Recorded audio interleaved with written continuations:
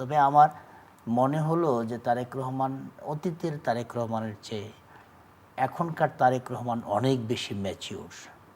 কারণ বাংলাদেশের রাজনীতিতে বলেন, ক্ষমতার কাছাকাছি থেকে বলেন, তিনি যখন 5 বছর বয়সী ছিলেন তখন তিনি গৃহবন্ধু ছিলেন তার মার সাথে। তারপরে তিনি যখন 16 বছর বয়স তার, তখন তিনি তার বাবাকে হারিয়েছেন। এরপরে তার বয়স যখন 43 বছর বয়স হলো তখন তিনি দেশ ছেড়ে চলে যেতে বাধ্য হয়েছেন। দেশে যখন ফিরলেন তখন তিনি 61 বছর বয়সে তিনি দেশে ফিরেছেন। তিনি ক্ষমতাও দেখেছেন, তিনি নির্যাতনও দেখেছেন, তিনি হারিয়েছেন অনেক। বাবাকে হারিয়েছেন, মাকে হারিয়েছেন, ভাইকে হারিয়েছেন, দলের অনেক নেতাকর্মীকে তিনি হারিয়েছেন।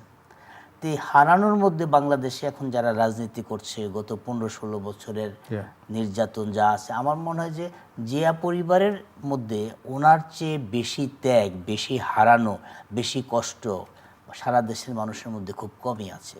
তিনি খুব কাছে থেকে ক্ষমতা দেখেছেন, খুব কাছে থেকে ক্ষমতার কাছাকাছি থাকলে প্রতিহিংসার রাজনীতি কতটা নিষ্ঠুর হতে পারে সেটাও কিন্তু তিনি দেখেছেন।